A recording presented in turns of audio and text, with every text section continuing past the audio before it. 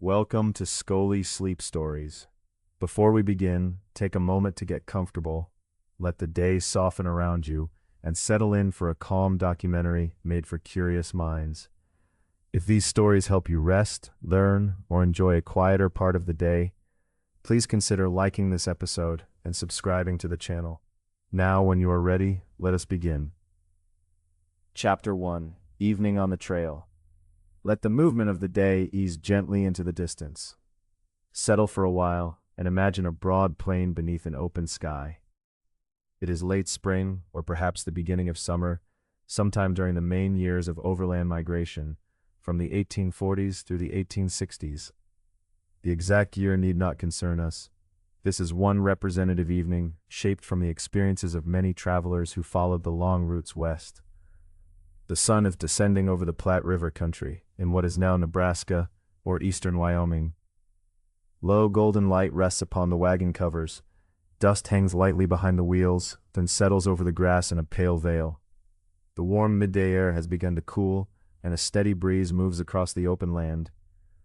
For most of the day, the travelers walked. Some moved beside the oxen, guiding them with familiar words. Others follow the wagons, watching the wheels and anything that might fall. Children who walked energetically in the morning now take slower steps. A few people ride when unwell or very weary, but most wagons offer little room for passengers. Their wooden beds are crowded with food, tools, blankets, clothing, cooking pots, and other practical supplies for months of travel. From departure towns near the Missouri River to settlements in Oregon, the full journey is roughly 2,000 miles and commonly takes 4 to 6 months. Yet it is not experienced all at once. It is measured in ordinary days, and each day in miles, meals, riverbanks, wheel tracks, and places to rest.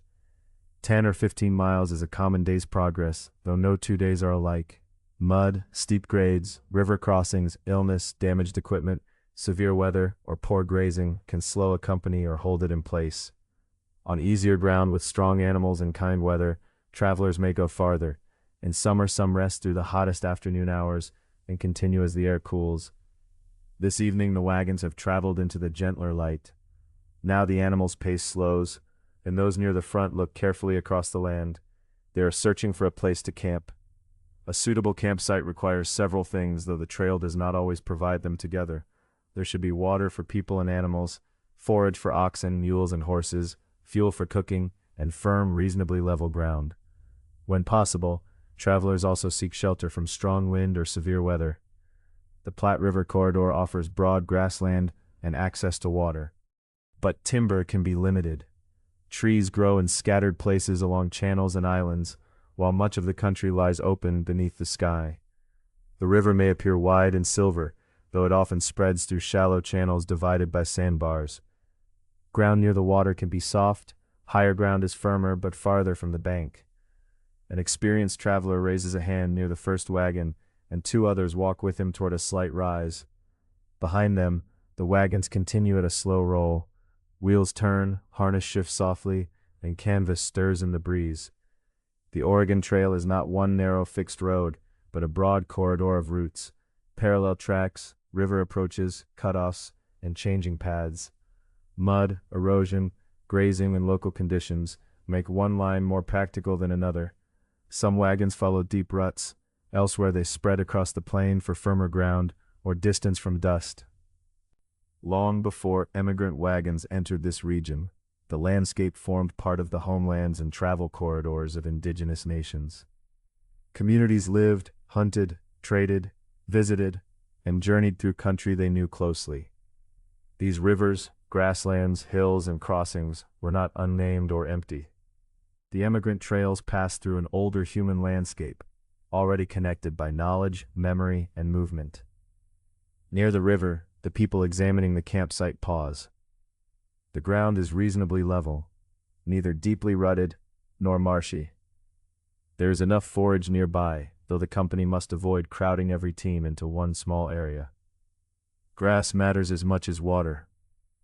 Draft animals power nearly every wagon, and their strength depends upon daily food, water, and rest.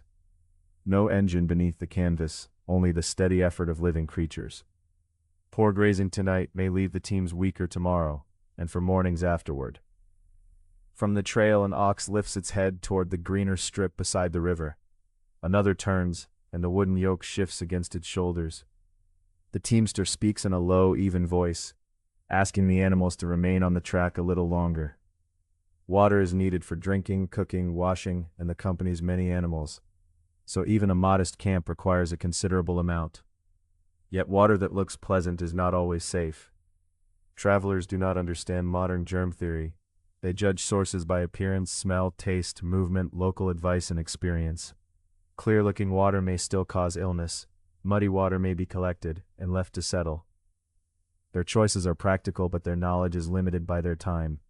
Although the Platte is close, they do not stop at the first wet bank. They seek a place where containers can be filled without anyone sinking into mud, and where animals can approach without quickly churning the bank into hoofprints. A shallow approach lies nearby, where the current moves around pale sand and catches the last light. Fuel is less certain. There are pieces of driftwood and some dry brush, but no generous stand of timber. An evening fire need not be large. Small wood, brush, and other available fuel can be gathered carefully. Farther across the plains, where wood is scarcer, emigrants often use dried buffalo dung, commonly called buffalo chips. Once thoroughly dry, it can serve as practical cooking fuel and may burn with little smoke. No campsite is perfect. Fatigue and dwindling daylight influence the decision.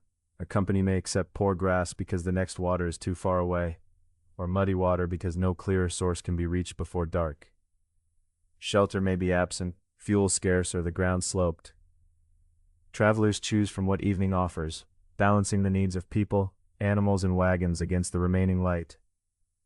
This place is not perfect.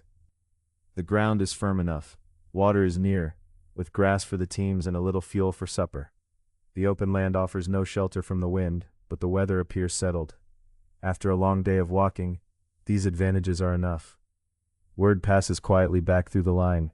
The first wagon turns from the worn tracks onto higher ground, its wheels pressing two temporary lines through the grass. The next follows, leaving room for animals, people, and evening work. More wagons turn after it, each guided slowly toward a resting place. The change in mood is subtle but immediate. Shoulders loosen, footsteps become purposeful in a different way. The work of travel is nearly finished, and the familiar work of making camp can begin.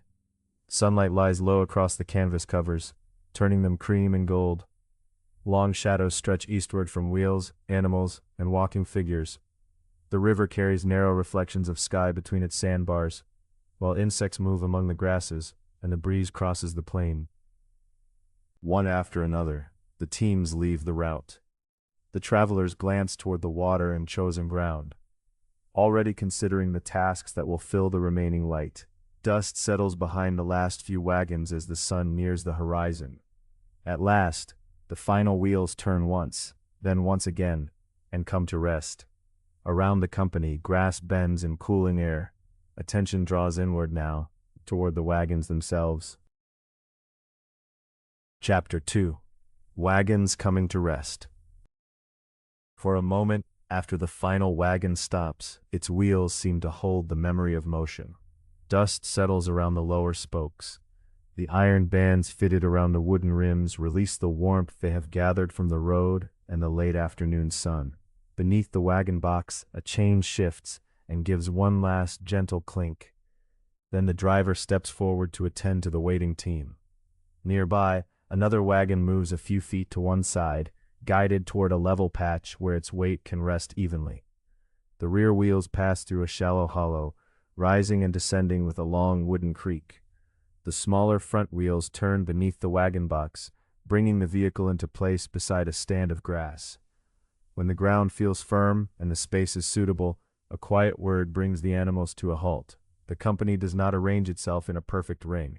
The familiar picture of every wagon forming part of a neat defensive circle belongs more to later storytelling than to the ordinary routine of each evening. Large companies did sometimes place their wagons in a circle or broad enclosure, especially when that arrangement helped them manage livestock. Smaller parties, however, often camped in looser patterns, adapting to the ground, the weather, the available space, and the practical needs of the night. Here, the river bends gently along one side of the campsite. On the other, the land rises into a low grassy slope. The wagons stand where the soil is firm, with enough room between them for animals, ropes, cooking places, and people carrying water. One wagon faces slightly west, another rests at an angle, a third remains closer to the trail, where the ground is nearly flat. It is an arrangement made for usefulness rather than appearance. Seen closely, these vehicles are less grand than the name prairie schooner might suggest. The phrase was a nickname for a covered wagon, inspired by the sight of cloth covers moving across open country like distant sails. It did not refer to one standardized type. Most emigrant families traveled with reinforced farm wagons, smaller and lighter than the great freight wagons made for commercial hauling. Even so, an emigrant wagon is a substantial object. Sizes vary, but many wagon boxes measure about 10 to 12 feet from front to back. A box may be roughly 4 feet wide and 2 or 3 feet deep, although individual wagons differ. The empty vehicle might weigh somewhere between 1,000 and 1,400 pounds. Into it, travelers often packed another 1,500 to 2,500 pounds of food, tools, clothing, bedding, and household goods. The loads differed from family to family. Early in the journey, many travelers carried too much, uncertain of what they might need and reluctant to leave familiar possessions behind. With every mile, the wagon offered a quiet lesson about weight. A box of books, an extra piece of furniture, or a heavy cooking vessel had to be pulled over every rise and across every patch of soft earth. As the trail continued, the most useful belongings became easier to recognize. Along the side of one wagon, the storage box rests beneath a film of fine dust. Inside are tools and repair supplies, a hammer, rope, short lengths of chain, grease for moving parts, and a small collection of spare bolts. There may also be an extra spoke, a strip of iron, or some other piece chosen for a likely repair. On a journey measured in months, maintenance cannot always wait for a workshop. Travelers prepare to mend what they can with the materials and skills at hand. The wagon itself is a careful joining of timber, cloth, and iron. Its main body is the wooden wagon box, sometimes called the bed. Beneath it lies the undercarriage, the supporting framework that includes the wheels and axles. From the front extends the tongue, a long wooden beam connecting the vehicle to the team that pulls it. Now that the wagon is stopped, the tongue can be lowered. A traveler guides it down slowly until its weight comes to rest upon the earth. The wheels are wooden, assembled from hubs, spokes, and curved sections of rim. Around each rim is an iron tire. Here the word tire does not mean an air-filled ring of rubber. It refers to a strong metal band fitted around the wooden wheel, helping to hold its pieces together while protecting the rim from the long wear of the road. The rear wheels are generally larger than those at the front. Larger wheels roll more easily over uneven ground, passing across shallow ruts and stones with somewhat less resistance. The smaller front wheels serve another purpose. They can turn beneath the wagon box, allowing the vehicle to change direction without pressing the wheels against its wooden sides. After a day on the trail, every part carries some trace of the country crossed. Dry mud clings near a hub. Grass stems have caught around an axle. Dust rests in the corners of the wagon bed and in the folds of the cover. These signs are noticed in the evening, not with alarm, but with the steady attention given to any familiar and useful object. Above the box, curved wooden bows rise in an even row. Heavy cloth stretches over them, creating the rounded shelter of the covered wagon. Canvas was common, although other durable cloth might also be used. Some covers were treated with oil, paint, or other preparations intended to resist rain. Yet resistance was not the same as perfect waterproofing. During a steady storm, moisture could still find its way through seams, openings, and places worn thin by use. Nor are all the covers the bright clean white often seen in later images. New fabric may begin pale, but weather and travel soon alter it. Dust turns one cover tan, rain leaves faint streaks across another. Protective treatments may darken the cloth to gray, brown, or muted yellow. Along the lower edge, repeated handling has made the canvas softer and deeply creased. A traveler loosens one corner of a cover, allowing the warmth of the day to escape. The cloth lifts slightly in the evening breeze and reveals the packed interior. There is less room inside than the wagon's outward shape might suggest. Sacks and barrels occupy the floor, bedding is folded along one side, cooking utensils hang where they will not shift too freely. Smaller possessions are fitted into boxes, gaps, and corners. The supplies must be arranged with care, because an unbalanced load can make a wagon more difficult to guide. This crowded interior is one reason travelers generally do not spend the day riding comfortably beneath the canvas. Many walk beside the wagons mile after mile, while the interior remains chiefly for cargo, anyone unable to walk, and sometimes small children. Riding can also be rough. Without soft suspension to smooth the road, each rut passes through the wheels and axles, then into the wagon box, and everything within it. A traveler reaches inside and steadies a tin cup that is shifted against a wooden chest. Someone else moves a sack farther from the opening. Another person checks that a box is not pressed too closely against the canvas. The adjustments are modest, but small adjustments help preserve order through a journey of many months. A wagon box may have been built tightly enough to resist some water, but it is not a dependable boat. Covered wagons do not safely float across rivers, simply because their beds can sometimes be sealed or caulked. River crossings require judgment, preparation, and methods suited to the depth and current. On this quiet evening, however, the wagons remain well above the waterline, settled upon firm earth, where no crossing is required. One by one, the remaining pieces of traveling gear are brought to rest. A brake is checked, a wheel is blocked so that it cannot roll down the gentle slope. The loose end of a chain is lifted from the dust and placed across the undercarriage. Beneath another wagon, someone looks along the axle and supporting framework, searching for anything the road may have loosened. No movement is hurried. The day's travel has ended, and the available light is still sufficient for careful hands. A palm rests against a wheel. A bolt is tested. Grease is brought near a part that has begun to sound dry. Dust is brushed away from an iron fitting so that its condition can be seen. Around the campsite, the wooden bodies settle under their loads. A faint creak comes from one wagon, followed by stillness. Canvas shifts over the bows as the breeze moves along the river. Storage boxes no longer tremble with the road. Cups and tools hang quietly from their hubs. The light continues to fade, and the wagons take on deeper shades. Their covers no longer gleam in the western sun. They become soft gray and brown shapes against the grass, each one slightly different in height, angle, color, and wear. Together they form no perfect figure, only a practical gathering beside water and grazing ground. The road dust is settling too. It lies thinly over spokes, boxes, boots, and folded canvas. Beyond the campsite, the route remains visible as a pale line, but attention no longer follows it toward the horizon. The work of the evening has drawn everyone closer to the familiar details of the wagons. Now that the wheels are still, other things become noticeable. Leather traces hang near the wagon tongues, wooden yokes rest close to the teams, buckles catch the final narrow line of sunlight. The wagons have carried food, tools, cloth, bedding, and many private hokes, but they have not moved by themselves. Beside them wait the patient animals that have drawn the day's weight. Their breathing is slow. Their ears turn toward the river and the nearby grass. Harness and yoke can now be removed, and tired shoulders can be examined with care. The company's attention shifts gently away from wood, canvas, and cooling iron. It moves instead toward leather stracks, quiet water, evening grazing, and the animals whose steady strength has brought the wagons to rest. Chapter 3. Caring for the Animals. Beside the resting wagons, the teams stand quietly in the cooling air. Dust lies along their legs and settles into the short hair of their coats. Their sides rise and fall with slow breaths after the day's work, and now and then a hoof shifts upon the firm ground. The sounds are small and widely spaced. The creak of leather, the gentle knock of wood against wood, and the faint tearing of grass wherever an animal can reach a mouthful at the edge of camp. The wagons have stopped, but the evening work continues.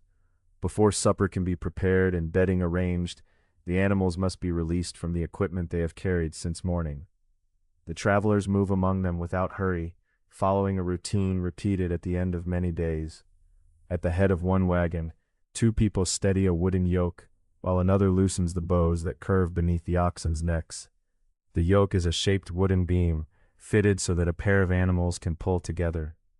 Through the long hours of travel, it has transferred their steady strength to the wagon tongue and the loaded body behind it. The fastenings are removed one at a time. Then the heavy wood is lifted carefully from the warm necks and lowered to the ground. Hands guide it down rather than allowing it to fall, and it comes to rest in the grass with a muted sound. The oxen remain side by side for a moment, as though the shape of the day still holds them there. One stretches its head forward, the other turns toward the scent of water. With the yoke gone, the hair along their necks can be smoothed and examined. An ox is not a separate species from ordinary cattle. It is a mature bovine trained for draft work, such as pulling a wagon, a plow, or another heavy load. Training mattered greatly. A well-handled team learned voice commands, accepted the yoke, and moved in cooperation with its partner. Along the overland roads of the 1840s, 1850s, and 1860s, oxen became a common choice for emigrant wagons. There were several practical reasons for this choice. Oxen were generally less expensive to purchase than horses or mules. They could live on the prairie forage found along much of the route, and they had the endurance needed for long days at a measured pace. They were also comparatively steady, a useful quality when a wagon descended a slope, crossed uneven ground, or waited among the movement of many other teams. Steady did not mean tireless. Oxen could become sore, strained, thirsty, or lame, just as other working animals could. Their strength depended upon water, forage, rest, and attentive handling. Caring for them at the end of the day was not simply an optional kindness added after the important work was done. It was part of the journey itself. Near another wagon, leather straps are being loosened from a mule team. Horses and mules used different equipment from the wooden neck yokes commonly worn by oxen. They pulled in harness, with collars, traces, bridles, and other fitted pieces, helping to distribute and direct the load. Buckles are opened one by one, a collar slides from a damp shoulder, a trace is gathered and laid aside. The leather will be examined later for cracked places, rough edges, or weakened stitching. A small flaw in a strap could cause trouble on the following day, so each piece is handled with quiet attention. Mules offered advantages of their own. They could often move faster than oxen, and they endured heat well, yet they usually cost more, and people without much experience might find them difficult to manage. Horses were valuable for riding, scouting the road ahead, and herding loose stock. They could pull wagons as well, although they were not always the preferred animals for heavily loaded emigrant wagons traveling such a long distance. No single kind of draft animal was best in every circumstance.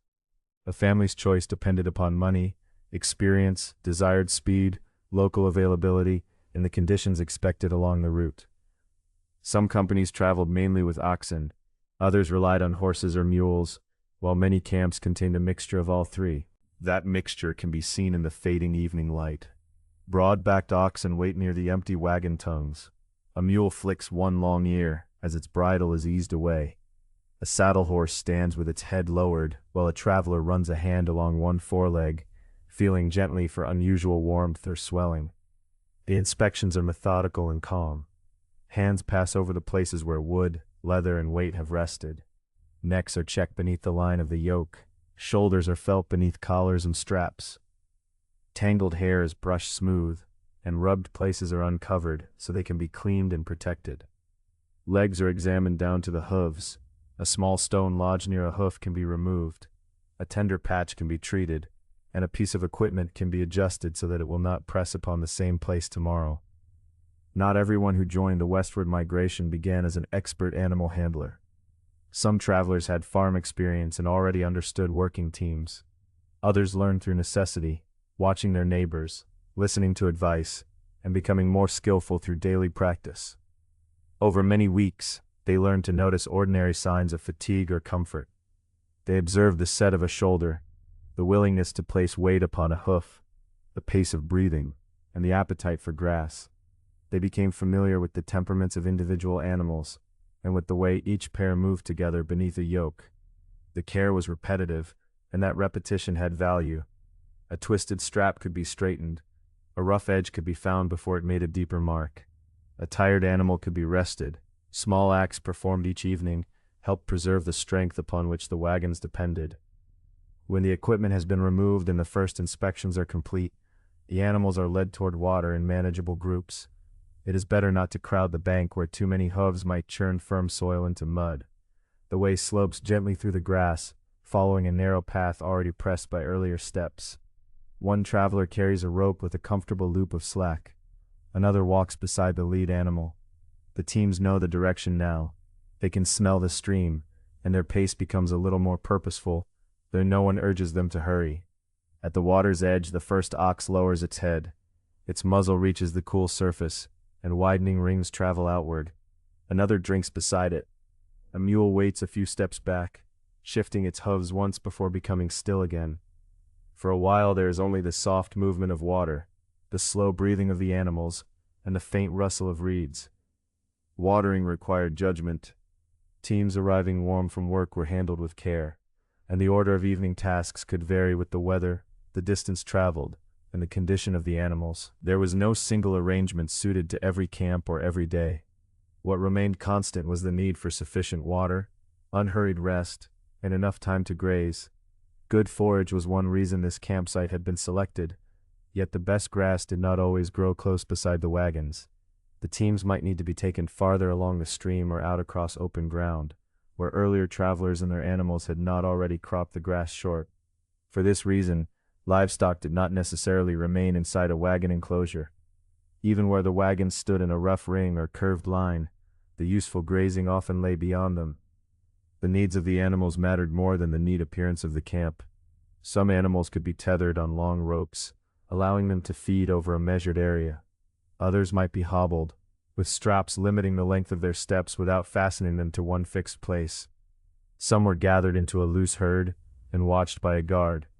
The choice depended upon the landscape, the nearby forage, the habits of the animals, and the number of people available to tend them.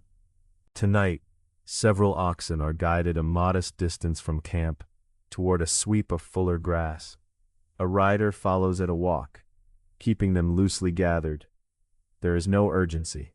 The oxen spread gradually across the slope, choosing their places, and soon their heads are lowered. A few horses and mules graze nearby, watched from the edge of the open ground. If animals wandered too far during the night, the morning might begin with a long search. When the best grass lay at a distance, guarding the herd in the evening and gathering it early the next day became an important part of camp routine. The reason was simple. Draft animals were indispensable partners in the overland journey. Without a sound team, a heavily loaded wagon could not easily continue. Losing animals could severely delay a family or make further travel impossible. Their well-being therefore shaped the pace and possibilities of the entire company. This knowledge gave quiet importance to the smallest acts, lifting a yoke gently from a warm neck, loosening leather one buckle at a time, smoothing twisted hair beneath a collar, cleaning a tender place, examining a hoof, and leading a thirsty team down to the stream. The animals were strong, but their strength needed care. Across the grazing ground, they become steadily quieter. A horse pulls at a tuft of grass and chews slowly. The mules move toward the edge of the group, their ears outlined against the last pale light. The oxen graze with broad, patient motions, stepping forward only when the grass before them has been taken. Behind them, the wagons stand in deepening gray. Their tongues are empty now. Yokes rest on the ground, and harness hangs ready for inspection. For the first time since morning, the teams bear neither the road nor the rolling weight of the wagons. They have watchful people nearby, cool water before them, and evening grass beneath their feet. One ox returns to the stream and lowers its head. The water folds softly around its muzzle. When it has finished, it turns back toward the pasture, where the others are already grazing. As the animals settle, the travelers turn toward another evening necessity. Water must be carried back to camp, and enough wood, brush, or other available fuel must be gathered for the modest fire ahead. Chapter 4. Gathering Water and Fuel. At the edge of the stream, the last of the animals lift their heads from the water. Droplets fall from broad muzzles and darken the soil between the stones. One ox gives a slow shake, making the loose skin beneath its neck sway, and then turns toward the grazing ground. Hooves press softly into the damp bank. Soon the animals are moving away in an uneven line, guided toward grass by figures whose shadows lengthen in the fading light. Other travelers remain beside the stream with buckets, kettles, and wooden vessels. A small barrel waits near the bank, ready to be filled and taken back toward the wagons. The water looks clear where it passes over pale stones, though it clouds for a moment whenever a boot slips into the shallows. A woman kneels and lowers a pail beneath the surface. Water enters with a hollow, changing note. At first the bucket seems light, barely tugging against her hands. Then the water rises toward the rim, and its weight becomes steady and unmistakable. She stands carefully. The path to camp is not long, but a full bucket makes every step deliberate. Water moves from side to side, shining near the wooden rim. She watches the ground, choosing the flattest places among roots and stones. Beside her, an older child carries a smaller vessel with both hands. Together they leave the cool dampness of the riverbank and cross toward the drier ground where the wagons wait. Water is needed for nearly everything. The travelers must drink after the long day. The evening meal will require it, and so will tomorrow's breakfast. Some may be used for washing dusty hands and faces, or for cleaning kettles and other cookware. Much more has already gone to the oxen, mules, and horses, whose needs are greater than those of any one person. And so the journey between stream and camp is made again. An empty bucket swings lightly on the return. At the water it fills. On the path back, the arm carrying it lowers beneath the burden. Sometimes two people lift a larger container between them. Sometimes water is dipped into a kettle because the kettle is what happens to be at hand. Barrels and other sturdy vessels can hold a useful supply, but they too must be filled, cup by cup or bucket by bucket. Water is heavy wherever it is placed. After a day spent walking beside wagons, steering teams, or crossing broken ground, this repeated carrying asks for patience. No single trip is remarkable. Together the trips become one more quiet part of the evening's work. Down to the stream with an empty vessel, back toward the wagons with a full one, then down again. The travelers know that water matters, but they cannot judge its safety with certainty. In these decades, the modern understanding of germ theory has not yet become common knowledge. Water that looks bright and clean may still contain organisms too small to see. And taste cannot reliably reveal whether it is safe. Local advice may be useful, but even such knowledge cannot guarantee the condition of every water source at every moment. Along a heavily traveled route, a stream can be affected by livestock, camp activity, weather, and the condition of the surrounding land.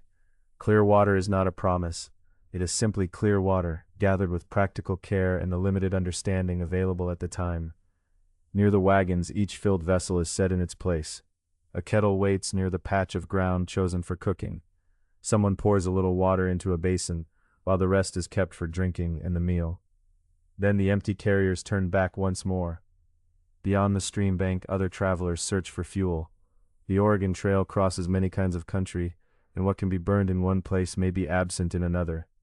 In timbered regions, fallen wood can be gathered from the ground, although it may still take time to find pieces dry enough to burn.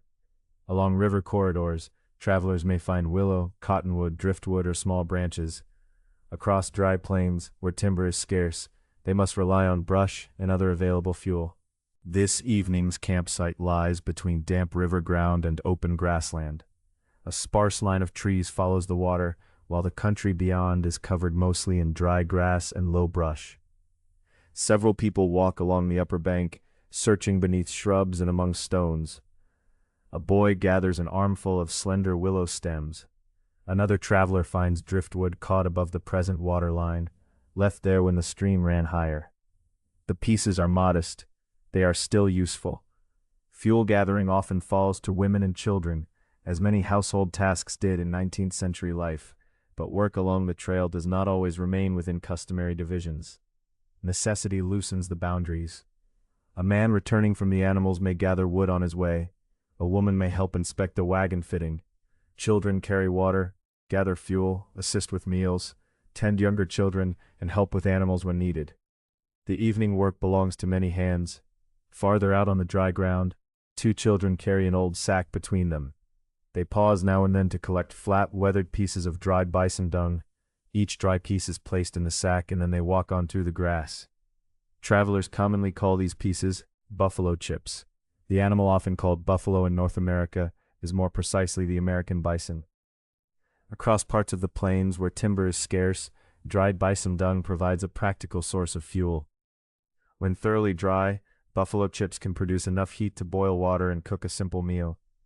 They are not merely a curiosity of trail life, nor simply an unpleasant detail. They are a practical adaptation to places where fallen branches may be rare, and nearby wood may already have been gathered.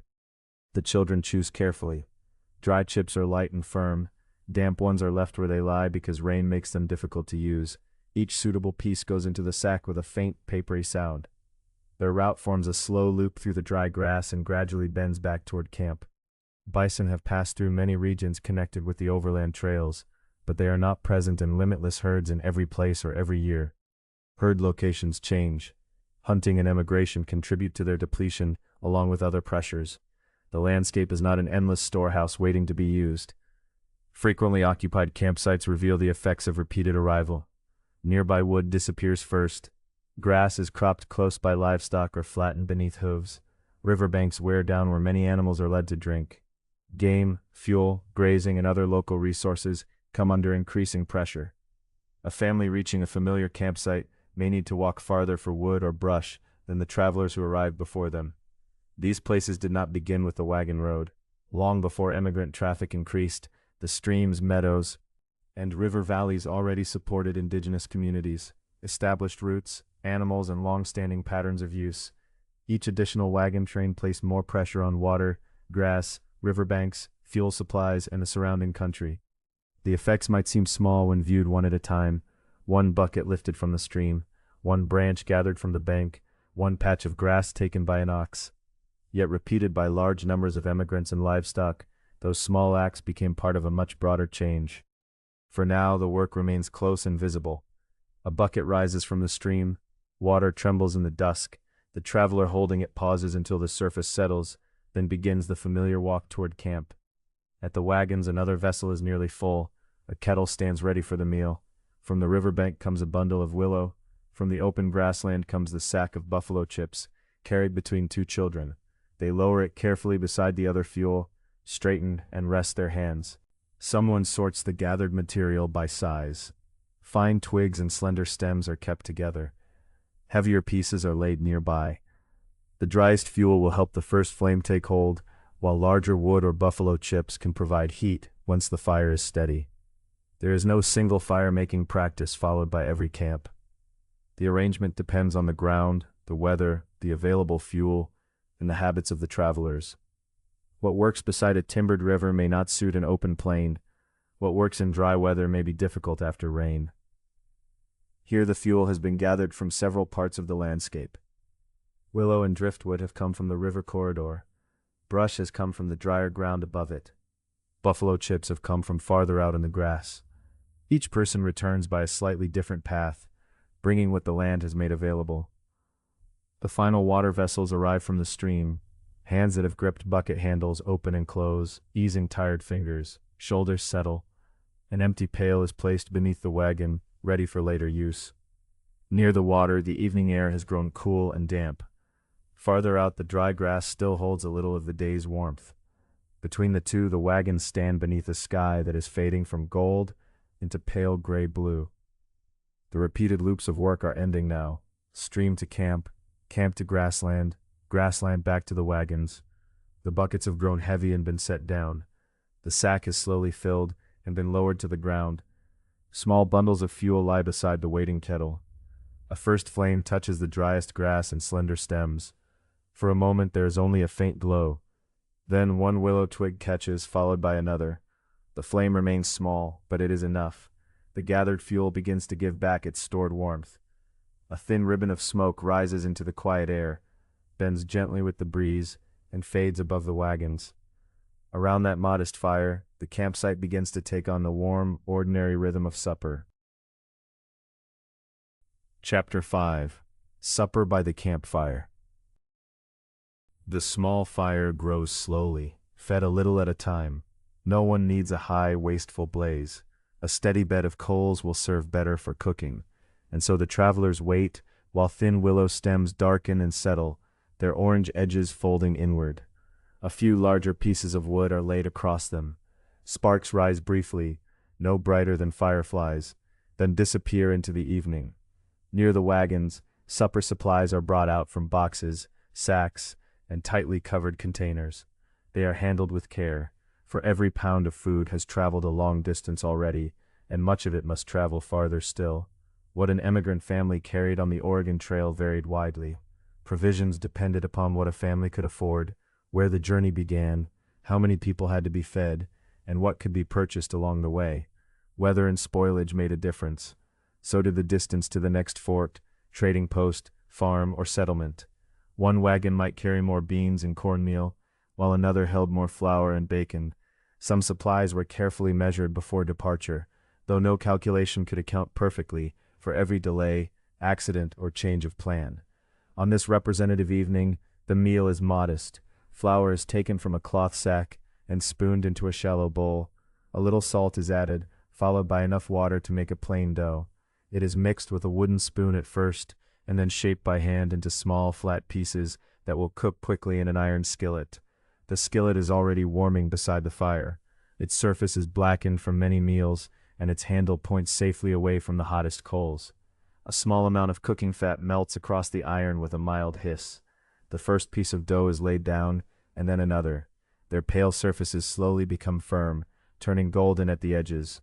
In a kettle nearby, beans that have been soaking are warmed with small pieces of bacon. Salt pork might have been used instead, depending on what remained among the stores. Both could keep better than fresh meat when properly packed, which made them useful provisions on a long journey. Fresh meat might sometimes be obtained through hunting, trade, livestock, forts, or settlements, but it did not appear at every supper. Hunting was not a dependable nightly source of food. It required time, skill, suitable country, and good fortune. None of these could simply be expected after a full day on the trail, and so the durable staples mattered. Flour, beans, bacon or salt pork, cornmeal, rice, hard bread or crackers, sugar, salt, dried fruit, and lard or another cooking fat could be packed into wagons, divided into portions, and prepared with simple equipment. Not every traveler carried all of these foods in equal measure, and not every supply lasted as intended. Each family's stores reflected its means, its choices, the distance already traveled, and the opportunities it had found along the way. Beside the fire, the kettle lid is lifted, and a wooden spoon moves slowly around the bottom. It touches the iron with a muted sound. Steam rises into the cooling air, carrying the plain, warm scent of beans, bacon, and wood smoke. The lid is replaced, and the kettle is drawn a little farther from the flame, where the heat is gentler. Around the fire are the familiar tools of camp cooking. There are iron skillets and pots, kettles and coffee pots, tin cups and tin plates, wooden spoons, and a few metal knives, forks, or other utensils. The firelight rests on their worn surfaces. It glows softly on blackened iron, and flashes for a moment along the rim of a cup. Some families carried a Dutch oven, a heavy iron pot with a close-fitting lid.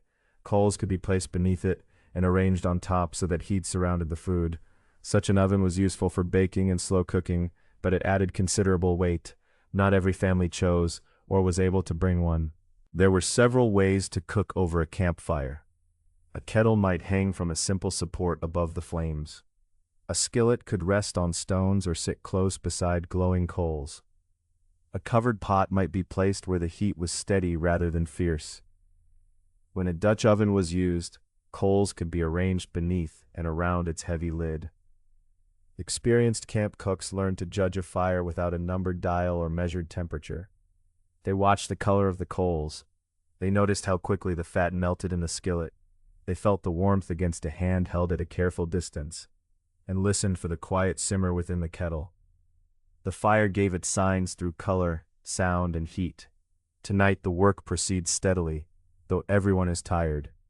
Many of the travelers have walked beside the wagons for much of the day, sparing the animals from unnecessary weight. They have crossed uneven ground, guided teams, carried water, gathered fuel, and arranged the camp. Supper comes after these labors, not apart from them. Even so, there is comfort in familiar motions.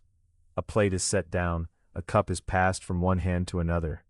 One of the flatbreads is turned in the skillet, revealing a brown surface marked by the iron. Another small piece of dough takes its place, and the mild hiss begins again. The coffee pot stands near the edge of the coals. Coffee was a valued provision for many travelers, though the form in which it was carried could vary. Some brought coffee beans that had already been roasted. Others carried green beans, roasting and grinding them during the journey. The extra preparation took effort, but green coffee beans could keep well. However the coffee had been carried, it could be brewed in a pot or kettle, and sweetened when sugar was available. The lid trembles faintly as the water heats. After a time, the coffee is poured into tin cups. The dark, narrow stream catches the firelight before disappearing into each cup. Cold fingers close around the warm tin. The rims shine briefly, then dim again as the flames shift. Conversation comes in short, unhurried stretches. Someone remarks on the quality of the water. Another wonders whether the ground ahead will be as level as the country crossed that afternoon. A child describes a bird seen near the stream, though no one is certain what kind it was. There is no need to settle the question. Between these remarks are generous pauses. Tired people do not always need to fill the evening with words. They can listen instead to the low fire and to the ordinary sounds of camp. Beyond the wagons, a grazing animal pulls at the grass. Harness leather creaks as it is moved and hung where it can be found in the morning. The kettle gives a quiet simmer. Now and then a spoon touches iron. The notes are small and widely spaced, surrounded by the deepening stillness. Portions are served without ceremony. Beans are ladled onto tin plates. The warm skillet bread is divided. A little dried fruit, softened in water, is shared afterward. Dried apples, peaches, or berries could bring a different taste to a plain meal, though the amount depended upon what had been packed and what remained. No one treats this supper as a universal trail menu. Another camp, or even another evening in the same camp, might have offered cornmeal, rice, hard bread, or some other combination of provisions. Exact meals changed with the family, the season, the condition of the stores, and access to places where food might be purchased or traded. Nor were trail supplies always sufficient or evenly distributed. Scarcity and hunger did occur during many journeys, and some meals were much plainer than families had expected. At forts or settlements, certain provisions might be replaced, though prices and availability varied. This particular evening rests somewhere between hardship and ease. There is enough for a steady supper, but nothing is wasted or handled carelessly. The travelers eat slowly. The warmth of the food is welcome, and the act of sitting still is welcome too. Conversation fades once more. Firelight moves across the blackened skillet and glances from the curved sides of the tin cups. Beyond that low circle of warmth, the wagon covers have become soft gray shapes against the darkening sky. For a little while, there is only the meal. The long day has narrowed to a plate held in tired hands, a cup warming the fingers, and a fire no larger than it needs to be. The road ahead can wait beyond the darkness. The road behind has already become part of the quiet distance. Here, beside the coals, the travelers rest within the simple rhythm of serving, eating, and passing what is needed. At last, the kettle holds only a little broth, and the skillet has cooled enough to move. The final coffee is poured. Someone tips the pot gently so that the last clear cupful is taken before the grounds at the bottom. Hands remain curved around warm tin, even when the cups are nearly empty. Yet supper does not end when the eating is done. Crumbs must be gathered. Leftover food must be covered and repacked, protected from damp weather and curious animals. Utensils need washing, and the cooking fire must be watched as it settles. Supplies are returned to their proper sacks, boxes, and containers, so they can be found again without searching. These are small tasks, but they carry their own importance. A spoon placed where it belongs, a sack tied firmly, and a pot cleaned before morning can make the next day a little more manageable. The cups are emptied. The last warmth of supper lingers in the hands. Around the low campfire, attention turns naturally toward washing, mending, and the other quiet tasks of evening. Chapter 6. Mending, Washing, and Small Tasks. The last cups are set beside the kettle, and supper's remains are put away. A flour sack is folded and tied. The bacon is wrapped, and the salt returns to its sheltered place among the provisions. Nothing is hurried. Evening has reached the gentle hour, when each familiar object seems to ask for a moment of care before darkness gathers. Near the fire, a basin holds a little warmed water.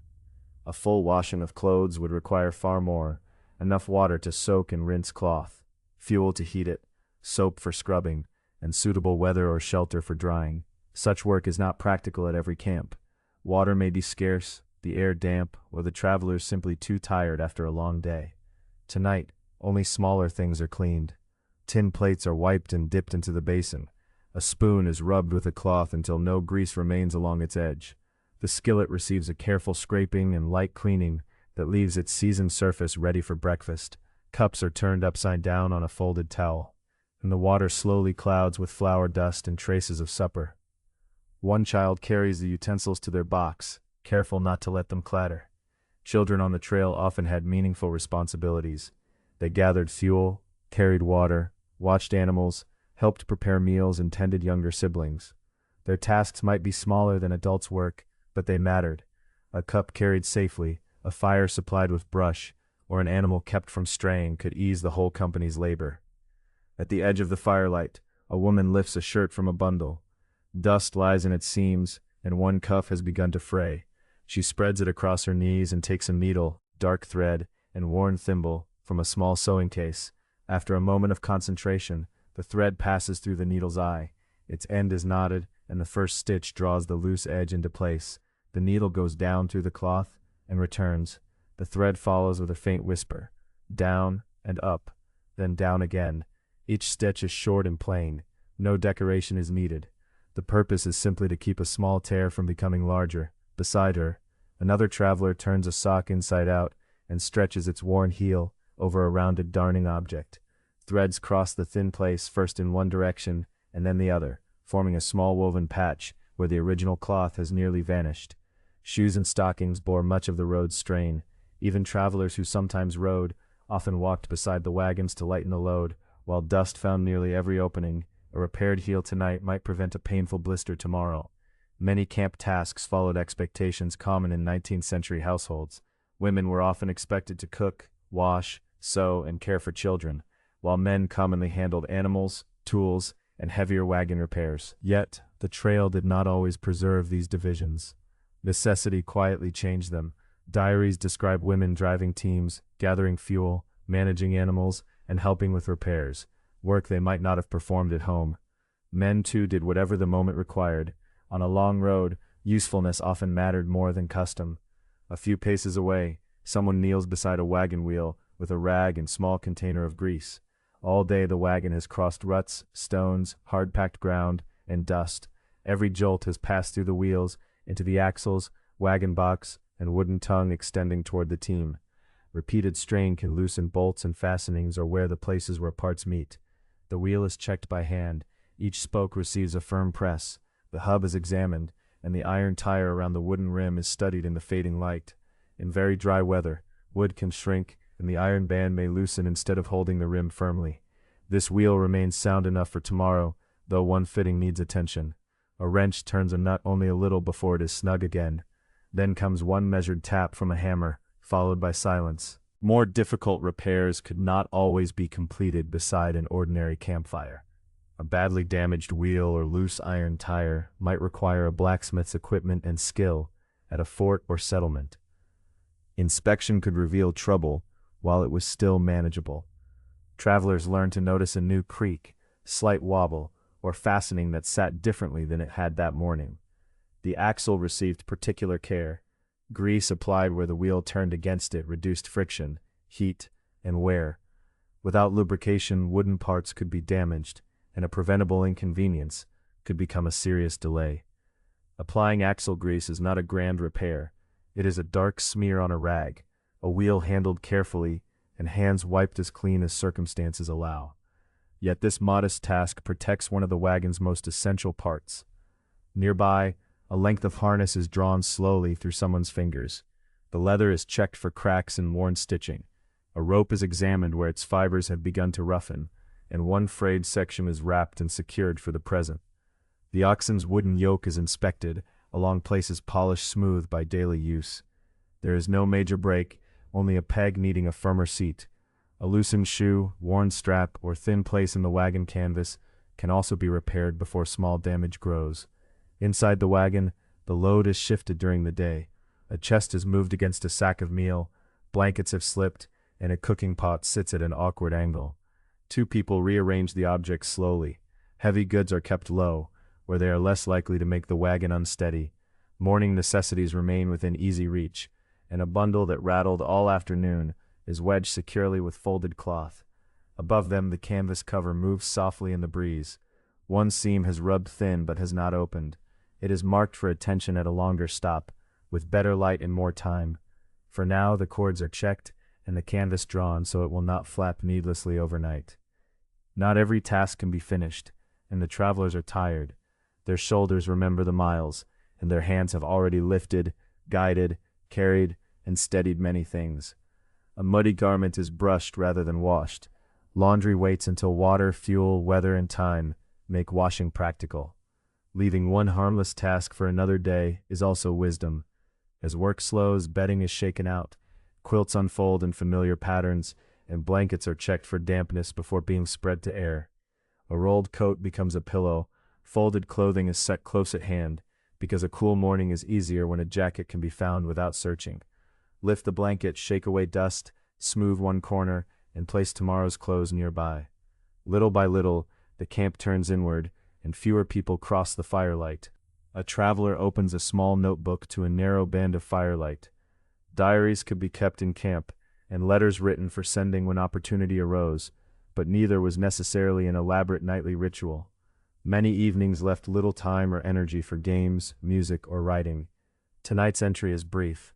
The date, distance traveled, condition of the road, campsite beside water, health of the company, cool evening, and good grazing. Then the notebook closes, preserving one tired day before it blends into the next. Around camp, finished tasks settle into order. Needle, thread, thimble return to the sewing case. Grease is covered. Wrench and hammer are placed where they can be found at dawn. Cups stand upside down. Repaired clothing is folded and the wheel waits silent. These acts cannot remove the trail's difficulties, but they keep troubles from growing. A stitch protects a sleeve. Grease protects an axle. Bedding offers rest. Hands grow still as firelight narrows. Beyond it, ground and river carry histories older than wagon tracks. Chapter 7. Stories along an older landscape. Beyond the small circle of firelight, the ground and the river carry histories much older than this evening's wagon tracks. The travelers cannot see those histories as clearly as they can see a wheel rut, a cottonwood branch, or the pale surface of moving water. Yet the older stories are present all around them.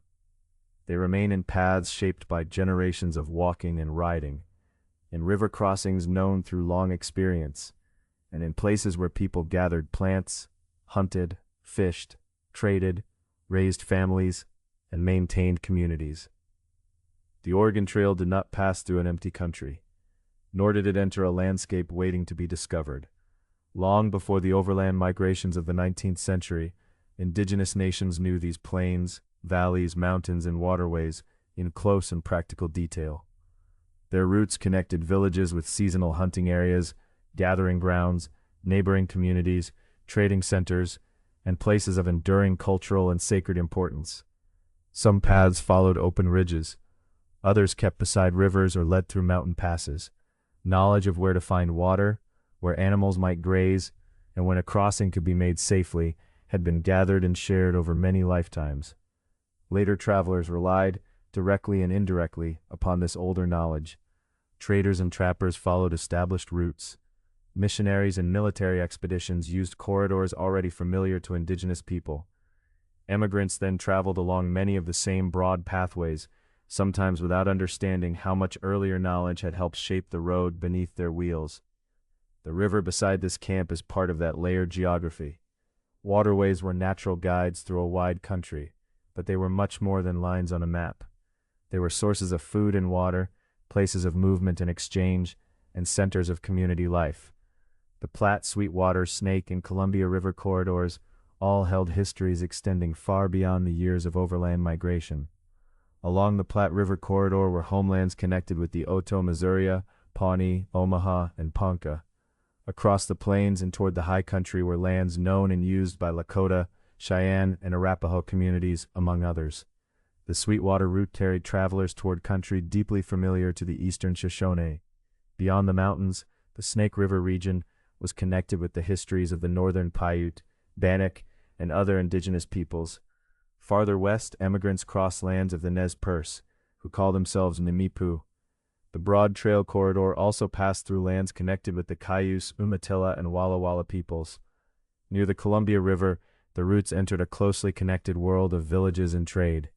The Wasco and Wishram, together with other Shinakan-speaking peoples, lived within a region joined by travel, fishing, exchange, kinship, and diplomacy. These names do not describe simple blocks of territory with fixed edges. Nations, territories, alliances, and patterns of land use changed over time. They did not sit neatly within the state lines later drawn across maps. Different peoples might use neighboring or overlapping areas in different seasons and for different purposes. A river could connect communities rather than divide them. A mountain range could hold well-known passes and pathways rather than form an absolute border. The fire gives a quiet, settling sound. A small piece of wood folds inward, and a red seam opens among the coals. Around the flames, the emigrants speak only now and then. A few words concern tomorrow's road, the weather, or a crossing still ahead. Their maps are incomplete, and the reports they have heard do not always agree. Yet the country through which they travel has long been understood through other kinds of knowledge. There is memory carried between generations, close observation of water and weather, familiarity with plants and animals, and experience renewed through repeated journeys. Trade joined distant regions long before the wagon trains appeared. Materials, tools, foods, clothing, horses, and information moved through regional and long-distance networks. Communities were not isolated points scattered across a silent wilderness. They were connected by relationships that could extend for hundreds of miles. During the years of overland migration, meetings between indigenous people and emigrants took many forms. At times, there was trade. Indigenous families or traders exchanged food, horses, clothing, or hides for goods carried in the wagons. In some places, indigenous people provided ferry services or helped travelers cross difficult water. They sometimes offered local guidance or assisted in recovering livestock that had wandered away. Other meetings were brief, cautious, or marked by misunderstanding. Some groups avoided one another. Language differences and unfamiliar customs could make intentions difficult to understand. Encounters included conversation, trade, guidance, avoidance, and on occasion, violence. Theft and violence were committed by emigrants as well as by indigenous people, sometimes followed by fear, punishment, or retaliation.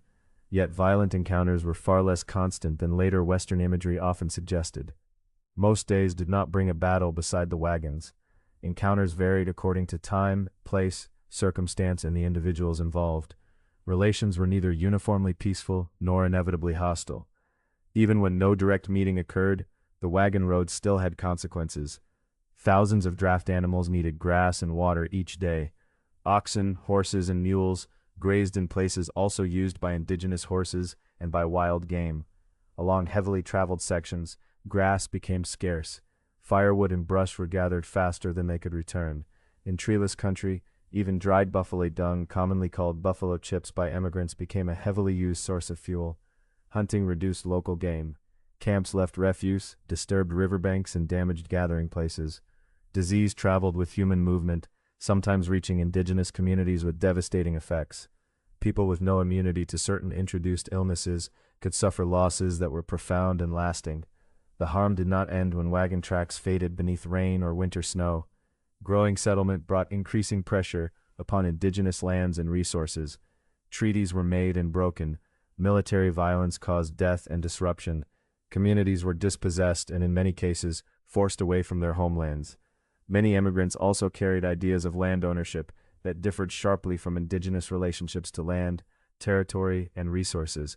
A traveler might look across an unfenced valley and decide that it was unused, but the absence of fences did not mean the absence of belonging. That valley might be a seasonal hunting ground, a gathering place, a route between communities, or part of a homeland held through responsibility, memory, and continued use.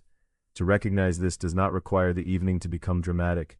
It requires only that the landscape be seen more clearly. The wagons resting here belong to one chapter in a much longer history. Their wooden wheels have arrived for a single evening. The river was known before them.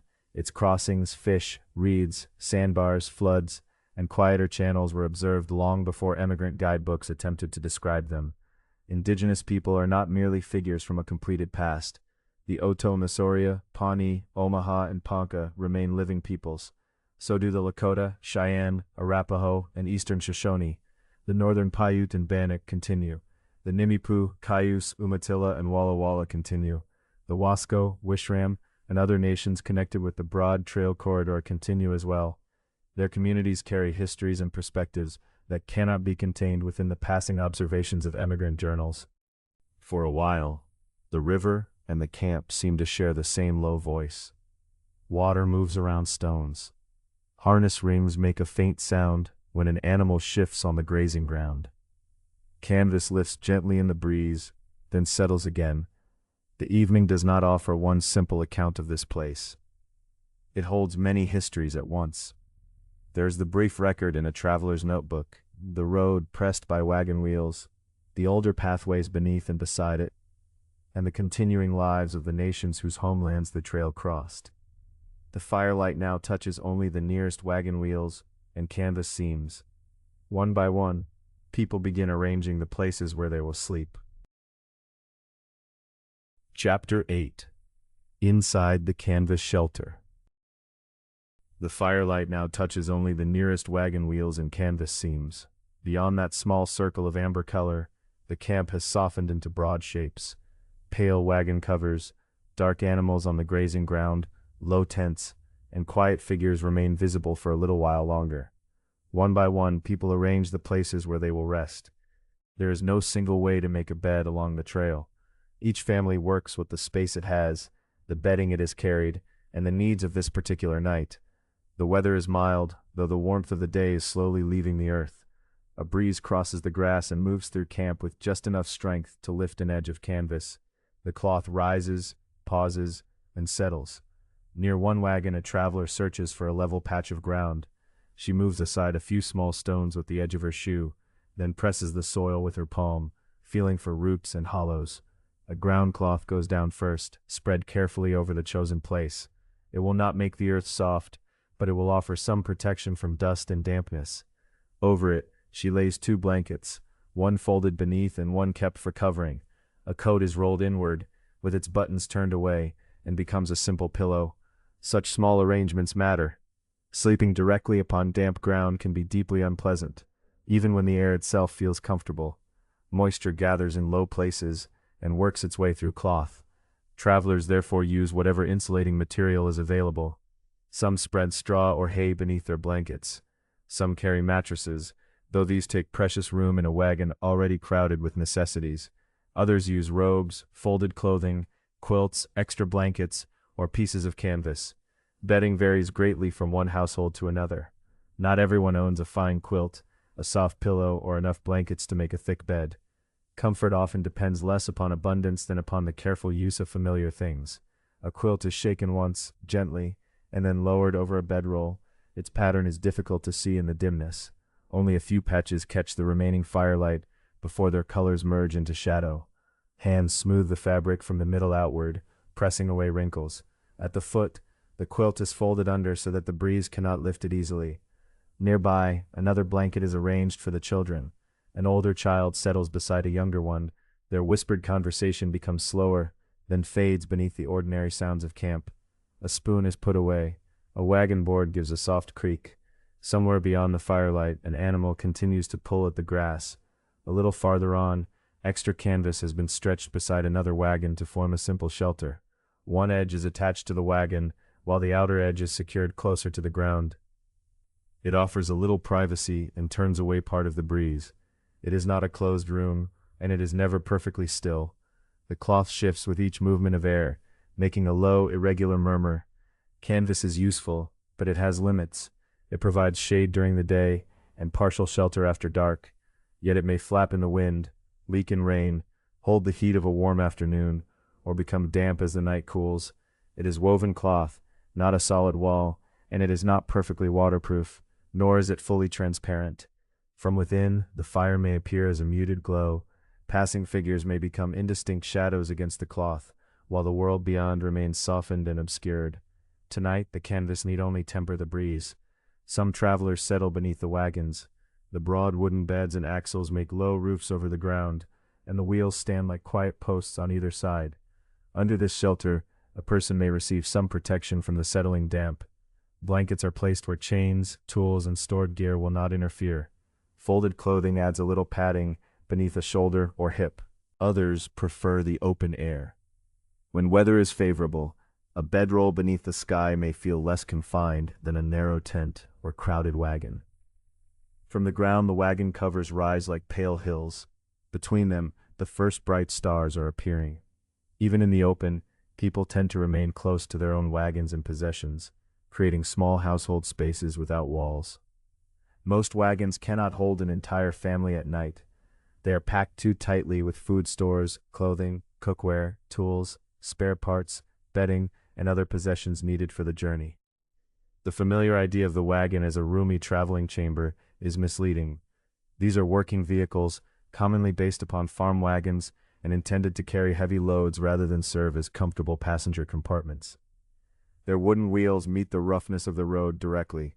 Every rut, stone, and hollow can be felt. The wagons lack modern suspension, and their interiors are not designed for an easy ride. Still, some people do sleep inside them. Space may be made for a young child, an older traveler, someone who is ill, or anyone whose particular circumstances make the covered shelter useful. Sleeping arrangements can change from one night to the next. Rain, heat, cold, health, available space, and the needs of different travelers all influence where the blankets are spread. Inside one wagon, a narrow resting place has been cleared among the packed possessions. A sack is shifted farther beneath a wooden support. A small chest is checked to make certain that its lid is closed. Bedding is laid lengthwise beside bundles secured against the wagon wall. The interior holds the mingled sense of the journey. There is the dry smell of canvas and wood and the fine dust that has entered through every opening. There are traces of food stores, leather, and grease. Packed clothing carries the scent of smoke from many campfires. All these odors rest close together beneath the curved cover. Above, wooden boughs support the canvas roof. Their shapes are barely visible in the dimness. Now and then the cloth presses inward with the breeze and moves outward again, as though the wagon itself were breathing slowly. A person lying there can hear sounds that are less noticeable outside. A bundle settles. A rope tightens against its knot. Wooden boards make small sounds as the evening grows cooler. Bedding rustles in the narrow space and then becomes still. There's little privacy in a crowded trail camp. Conversations travel through canvas. Footsteps pass close beside sleeping places. Families hear one another arranging blankets, comforting children, and speaking a few final words about the coming morning. Wagon covers and hanging cloth can soften the sense of exposure, but they cannot create the private rooms left behind. Even so, familiar gestures bring a measure of order. A shawl is folded and placed near a shoulder. A hem is tucked beneath a blanket. A cup of water is set where it will not be overturned. A parent checks that small feet are covered. Someone smooths a quilt once more. Another traveler reaches up to make certain that the canvas fastening will hold if the breeze grows stronger. These are modest comforts, assembled anew each evening and folded away again each morning. Through repetition, a temporary resting place can begin to feel more settled. The same coat becomes a pillow. The same quilt is drawn over familiar shoulders. Folded clothing fills the same hollow in the ground. The earth remains uneven, the shelter incomplete, and the camp shared with many others. Yet the hands know what to do. The last light drains from the canvas until it is no longer white, but gray, and then nearly indistinguishable from the surrounding dark. Faint moonlight rests along the upper curves of the wagon covers. Near the ground, the shadows deepen. Wagon boards cool with occasional, quiet sounds. Bedding shifts. Beneath one wagon, a sleeper turns carefully, without touching the axle overhead. Inside a tent, someone lowers a voice to a whisper. A quilt is pulled closer beneath the chin. Beyond the sleeping places, the animals continue grazing. Their movements are slow. A harness ring gives a muted sound, then rests. The breeze crosses the camp again, breathing softly through the canvas, before passing onward into the grass. Blankets are drawn up as the air cools. The nearest voices grow quiet. Tents, bedrolls, open ground, sheltered spaces beneath wagons, and narrow places inside them have all become resting places for the night. Comfort is relative here. It may be no more than a dry layer beneath the body, a familiar piece of cloth, or the warmth of another sleeper nearby. Yet careful arrangement gives each place a small sense of order. For a few still hours, these temporary beds become enough. The campfire is no longer a place for cooking or work. It becomes a small red center in the dark camp. Chapter 9.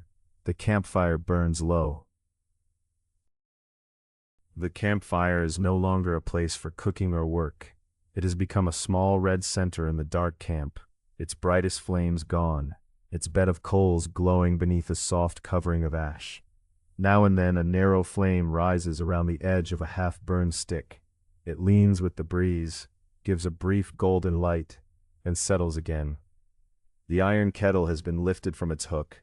The skillet has been wiped clean enough for morning, and the coffee pot stands nearby, with its lid resting loosely in place. These things will be needed again before the wagons move, so they are arranged where they can be found without searching in the uncertain light before dawn. Other belongings have been gathered as well. A hatchet lies beneath a wagon rather than hidden in the grass. A small sack of flour has been closed and returned to a dry place. Cups are nested together. A wooden spoon, nearly overlooked beside a log, has been picked up and set inside the cooking box. Nothing is made perfectly orderly, for the road allows little room for perfection. Still, the loose ends of the day are gently drawn in. Food requires particular care. Supplies must be protected from dampness, insects, curious animals, and accidental spills. A torn sack could mean hours of sorting grain from dust, while a lid left open might admit dew or rain.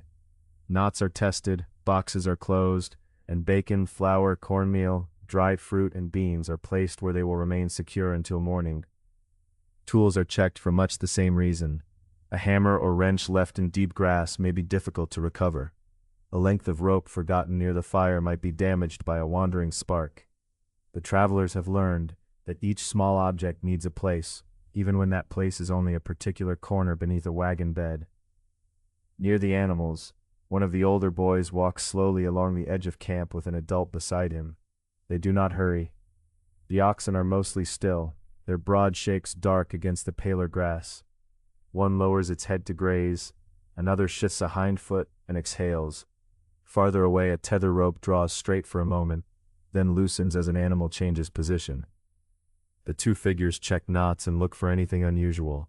They make certain that no rope has become wrapped around a leg, and that no animal has wandered beyond the place chosen for the night. An ox with a tender shoulder is observed once more, though little more can be done until daylight. Its harness has already been removed, and the sore place has been cleaned. For now the animal stands quietly with the others. Such checks are practical rather than ceremonial. The wagons depend upon these animals. If even one should stray far during the night, the morning departure could be delayed, while people searched along the creek, through the grass, or beyond a nearby rise. A few moments of quiet attention now may prevent a longer difficulty later. When the pair returns, they speak in low voices. All is as it should be.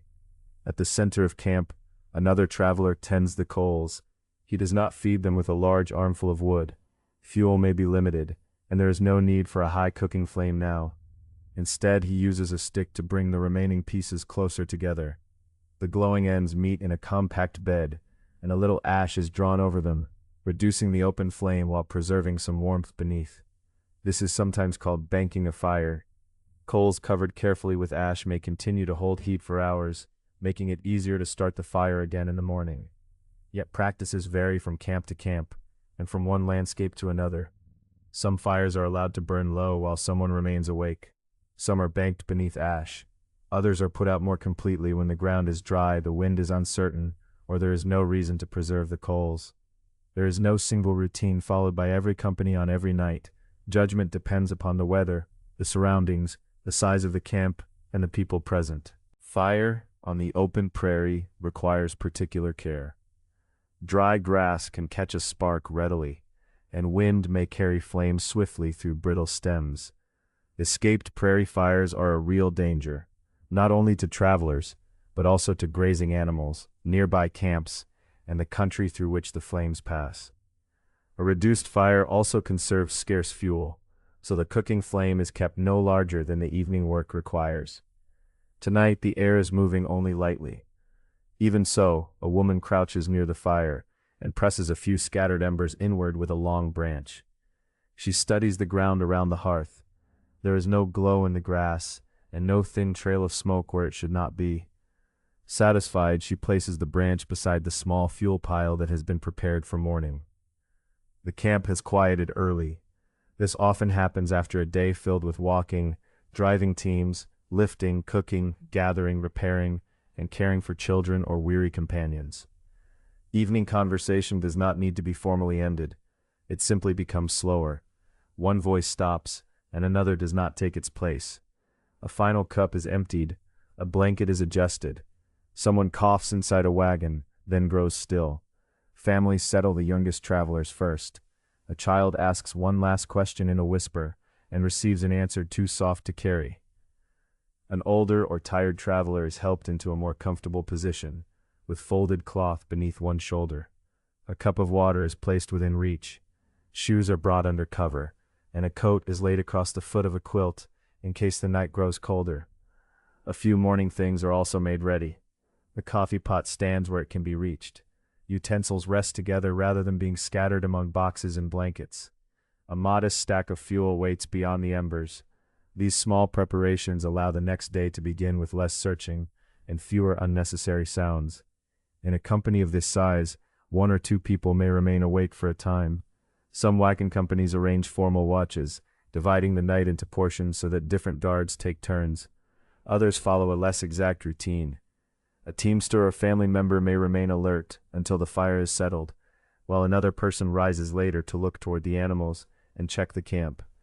Not every company maintains a formal watch through the entire night. The choice depends upon the number of travelers, the way the livestock are secured, the location of the campsite, the weather, and whatever concerns seem most immediate. A night watch is not concerned with only one kind of danger. Much of the work is ordinary. A guard listens for livestock moving too far away, watches for a change in the wind, notices if rain begins, and keeps track of the fire. Theft may be a concern in some places. More often, however, the watch consists simply of remaining attentive while everyone else grows quiet. Tonight, the first watcher sits on an overturned bucket near the wagons. His blanket is folded around his shoulders. He does not stare anxiously into the darkness. He looks toward the animals, then toward the river, and finally down at the coals. Familiar shapes surround him. There are pale wagon covers, dark wheels, resting tongues, coiled ropes, and the low forms of sleepers beneath canvas. The darkness beyond the camp is broad, but it is not empty of sound. Insects make a thin, steady music among the grasses. The river continues along its course, brushing softly around stones and roots. A mule stamps once. Leather creaks as a tether shifts. Somewhere near the farthest wagon, a board gives a quiet pop as the wood cools. The watcher hears a cough, a brief murmur, and then the even silence that follows. Above the low coals, a faint ribbon of smoke bends with the breeze and disappears. The warmth no longer reaches far. It touches only the nearest stones and the boots of the person keeping watch. An animal shifts in the grass, and a tether rope tightens for a moment. The watcher lifts his head and listens. After a little while, the rope relaxes. Slow grazing resumes. There is nothing more to do. The fire settles inward, conserving what remains. One coal darkens at the edge, while another shows red through a veil of ash. The color brightens when the breeze passes over it, then dims again. Nothing in the camp needs to be hurried now. The tools are secure. The food is covered. The animals have been checked. Children and tired travelers are resting. Morning utensils and fuel wait in their places. Around this dim center, the wagon train lies in layers of shadow. Canvas shifts gently overhead. River water passes beyond the bank. The animals breathe in the grass. Soon, even the remaining murmurs fade. The coals give less light, and the wagons become darker shapes beneath the open sky. The watcher draws his blanket a little closer and looks upward. Above the quiet camp, unobstructed by roof or wall, the stars gather across the night.